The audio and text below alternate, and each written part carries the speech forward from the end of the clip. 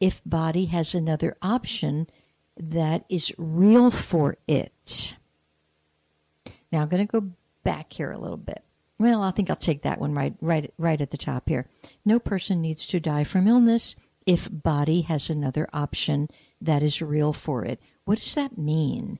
That means in the old days, in some of the civilizations, the Mayan civilization, as a matter of fact, many of the Atlanteans, Lemurians, when their play or place in the tapestry was complete, not that they took their life, there was no willfulness that way, but when there was a thorough understanding of the completeness, they simply withdrew the light force from their body and therefore disintegrated it.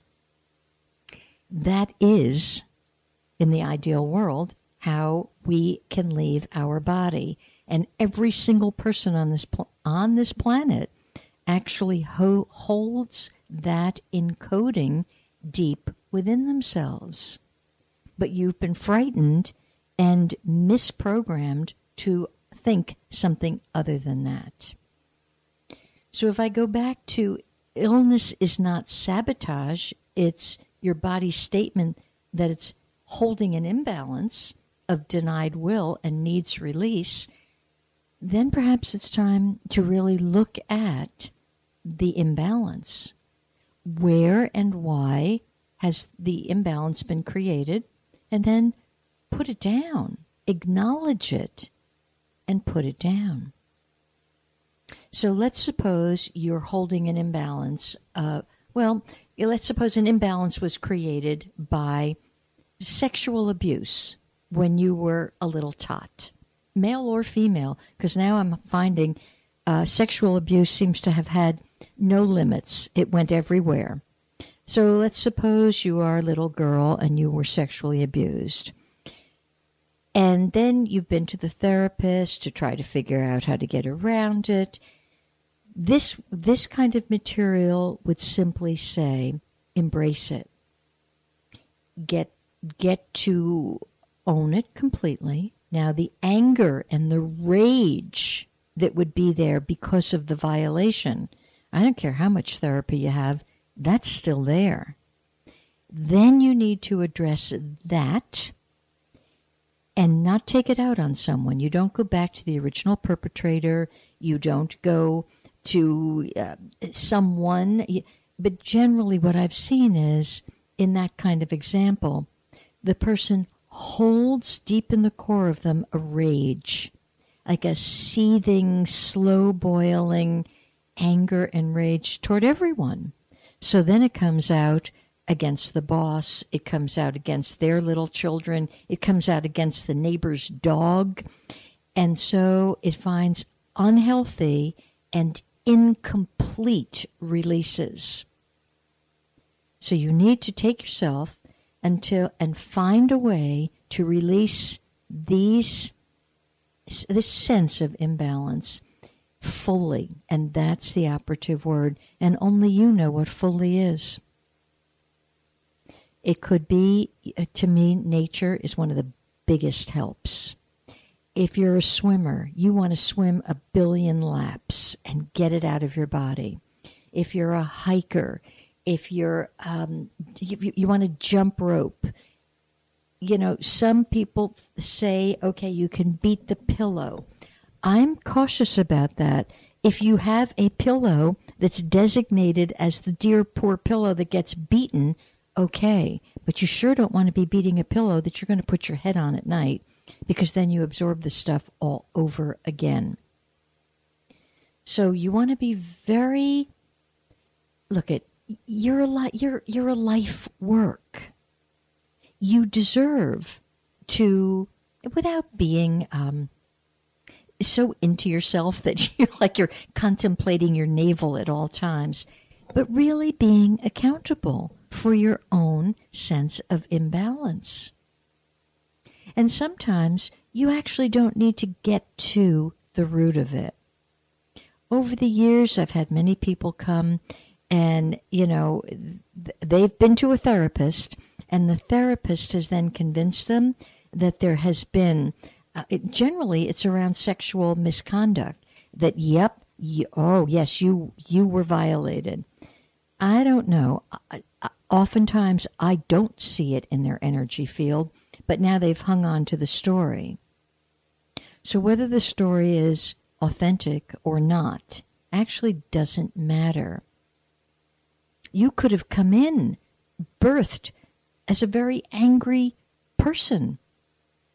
I have a half-sister. From the get-go, she came out of the womb angry. Nobody did anything to her. She came angry. And at 60-something years old, she's still angry. Because it takes a lot of work to be accountable for our own imbalances.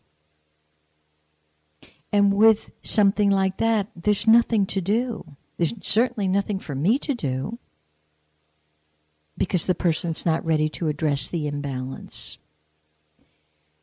So, getting in touch with this stuff requires consistency, discipline, enough self-love that you want to leave this planet as healed as you possibly can.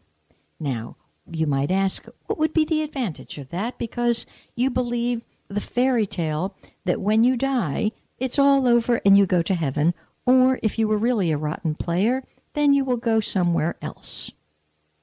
None of that's true. That's all fairy tales to keep you indoctrinated and buying into false programming and false conditioning. So what happens is you do take yourself with you. And I was speaking to a beautiful gal this morning who's working her way through a body that Western medicine was pretty darn filled with cancer.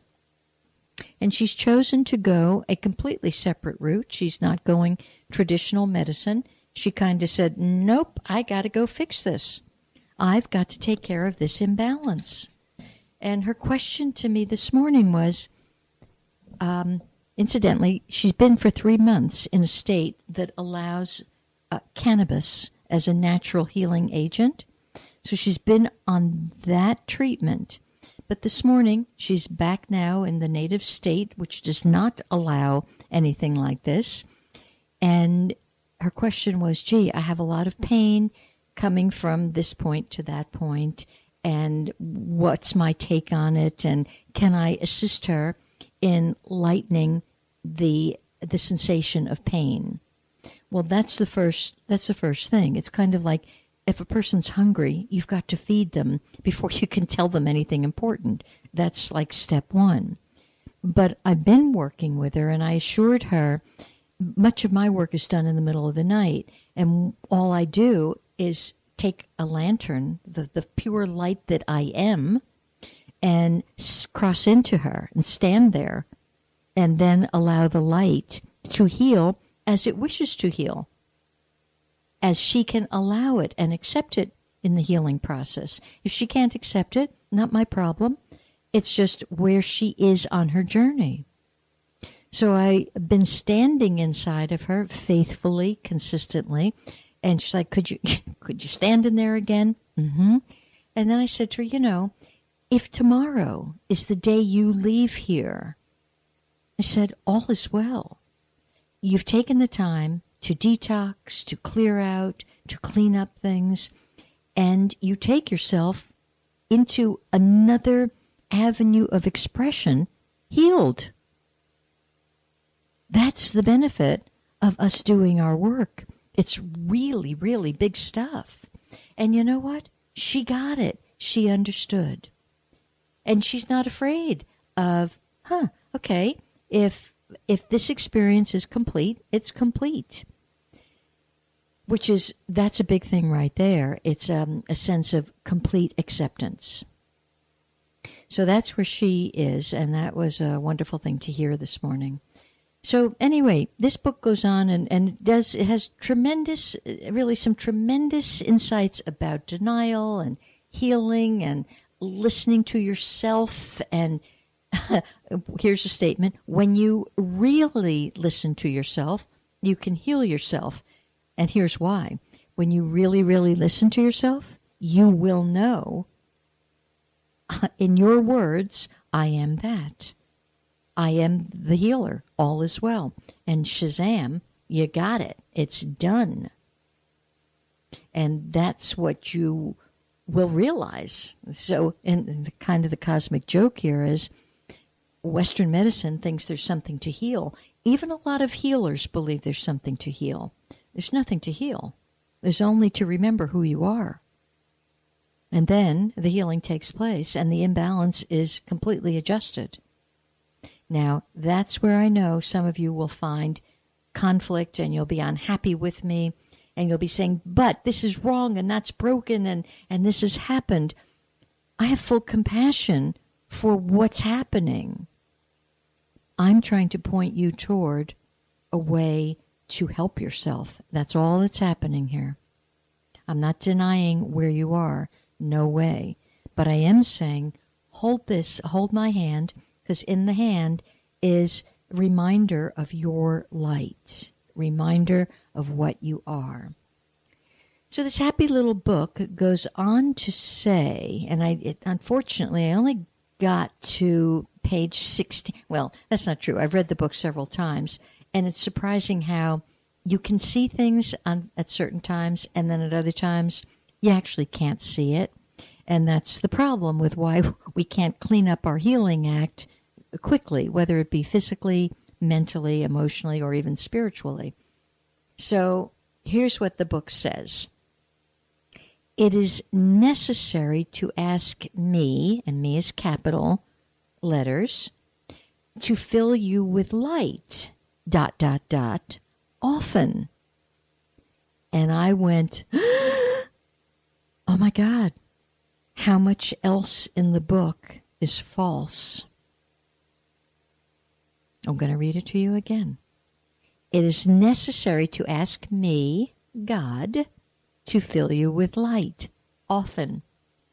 Well, that's what you've been programmed. You've been programmed to, please, God, heal me. Please, God, help me.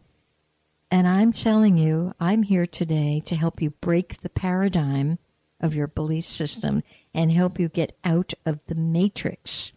That is a pure crock of baloney. It is not necessary for you to do anything. Number one, it's not necessary for you to do anything. So right there, the book is in trouble with me. Ask me to fill you with light? Excuse me? I know that I am that. How can you fill me? This is aligned with, let me send you love and light. It's like that. So you see how insidiously things are divisive and dualistic that are woven right smack into some very healthy material. So the discerning mind, you are told you are to be as wise as a serpent. And that serpent, well, was absolutely hated. So the dear serpent was killed a lot, but it was the symbol of power, which Hermes, one of the ancient, well, it was the ancient Egyptian name for God. The caduceus has two, the symbol is, there's two snakes woven around, the rod, the staff of life. Because it's saying, have wisdom from the yin side of yourself and the yang side of yourself, blend them, and you will live forever. But you will know that you're living forever. You won't be in some fog of denial that, sadly, religions have placed you in. Okay, so here's the book that I have found in California. A couple of you have it. I will share the name of it. It's a little challenging to find, and it's a little expensive. Although, when I purchased this in 2008, I remember it seemed like a wallop at the time. It was $129. It's a thick book. It's worth every penny of $129.